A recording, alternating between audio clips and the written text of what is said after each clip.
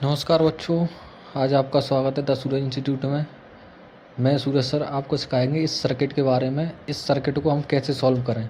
ये most important होता है क्लास 12th एंड 10th के लिए। इस क्लास 10th में हम प्रतिरोधों को देखते हैं और क्लास 12th में हम संधारित्रों को देखते हैं। मैं आज इसको डिकोड करने वाला हूँ एकदम सरल तरीके से। तो चलिए आज इसको समझते हैं, समांतर क्रम क्या होता है और श्रेणी क्रम क्या होता है, और बहुत ही मज़े से पढ़ेंगे। इस सर्किट को एकदम आसानी से सीखना सीखेंगे। ये 5 नंबर का आता है आपके क्लास 12th में और 3 नंबर का आता है क्लास 10th में। तो चलिए शुरू करते हैं। ये समांतर क्रम जो समांतर क्रम होता है इस सर्किट में, समांतर क्रम और श्रेणी क्रम दोनों दिए गए हैं। तो हम कैसे सॉल्व करेंगे ये हम पहचानते हैं और चलिए शुरू करते हैं। तो देखिए दो प्रकार के क्रम होते हैं, एक समांतर क्रम एक श्रेणी क्रम।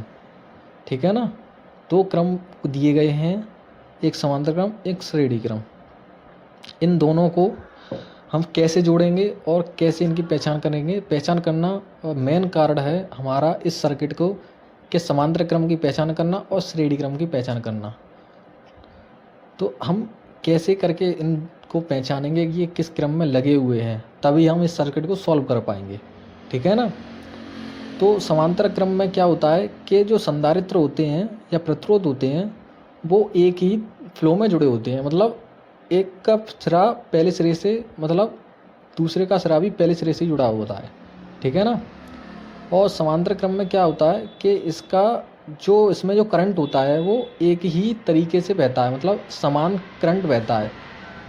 ठीक है ना। समान धारा प्रवाहित होती है। यहाँ पर देखो जो पहले सिरा है पहले सिरे से जुड़े होगा दूसरे संधारित्र के, और एकदम दूसरा सिरा दूसरे सिरे से जुड़ा होता है। ठीक है ना। इसमें हमने 3 संधारित्र लिए हुए हैं, तीनों संधारित्र के दूसरे सिरे से जुड़े हुए हैं और पहले सिरे से जुड़े हुए हैं। ठीक है ना। और श्रेणी क्रम में क्या होता है कि पहले संधारित्र का दूसरा सिरा तथा दूसरे संधारित्र का पहला सिरे से जुड़ा हुआ होता है। ठीक है ना। वो श्रेणी क्रम में होता है। और समांतर क्रम में एक समान जुड़े हुए होते हैं, जो प्लस में जुड़ा होता है, माइनस में जुड़ा होता है।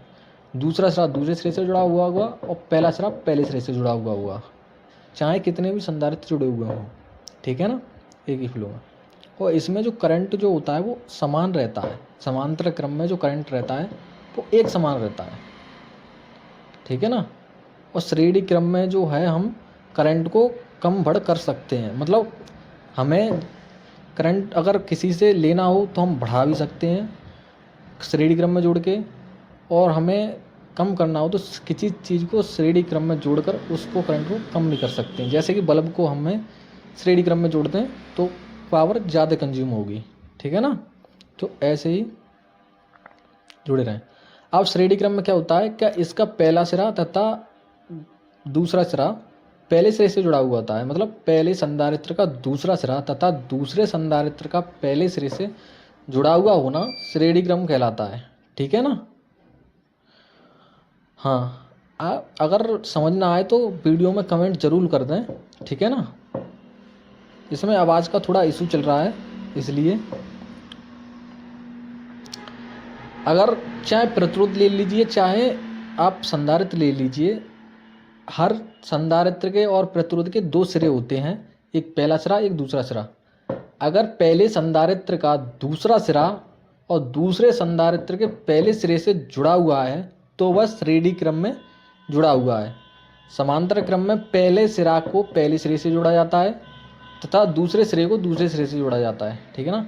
अगर मैं बोर्ड पर समझाऊं तो समांतर क्रम और श्रेणी क्रम को ऐसे आसानी से समझ सकते हैं कि इसका दूसरा सिरा और दूसरे का पहला सिरा एक दूसरे से जुड़े हुए हैं, तो इसका मतलब ये श्रेणी क्रम में जुड़ा हुआ है। ठीक है ना।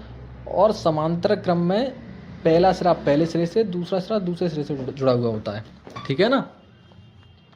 अब मैं एक एग्जाम्पल के लिए मैं बोर्ड पर आपको बता रहा हूँ कि कैसे ये जुड़े हुए होते हैं।